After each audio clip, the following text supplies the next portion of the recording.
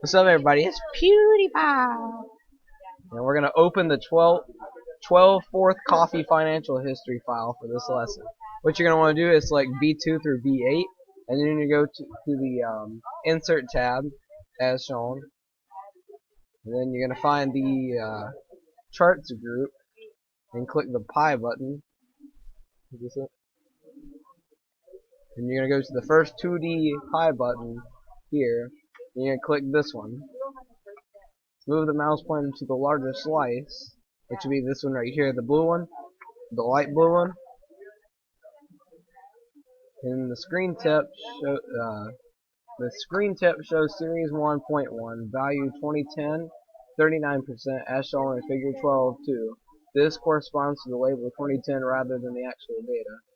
So now what you're going to do is point to the second largest slice, and you'll see here the value is 1575, which is the amount for the total. Neither the column label 2010 nor the total sales amount should be included as pie slices. Click on the chart's white spaces to delete. Click on the chart's white space and press delete. The chart is now deleted and the chart tool will disappear. You want to hit delete, and you'll see how it all disappears. To delete the chart, click on the white space. Alright, we've already done that. Click B3. Alright, I know nobody's probably going to watch this anyway, so we're just going to go here. Mr. Core, if you're watching this, we screwed this up, but we're going to keep her going. Now you're going to want to select B3 through B7, and you're going to go to the Insert tab, and you're going to find yourself in the pie group again. Click the first 2D pie chart again, and you're going to see how this one's different, and green takes up, was it 50%? I didn't know if maybe it's 49. And you're going to pretty much just do this. And you're going to press in the white space, as we did in the last one, and you're going to hit delete. And, well, you just deleted everything. And now you're going to select, let's see here, A2 through B7.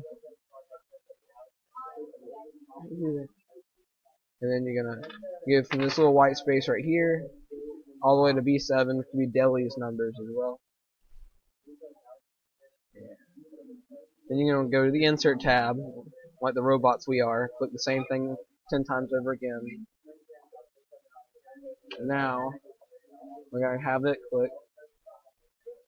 We're going to move the mouse pointer to the blank spot within the chart and drag the chart to move below the data.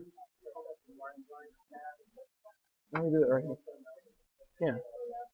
Move the mouse pointer to a blank spot within the chart and drag the chart to move it below the data. Which we have it right here below the data. And it'll work. That works right there. Click outside the chart and click File. Then click Print. And notice that the annual sales data appears with the chart on the page. And you want to press Escape.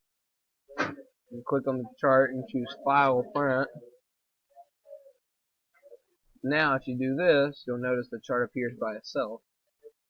You want to create a lesson 12 folder and save the workbook as 12 chart solution. And that is all for this video.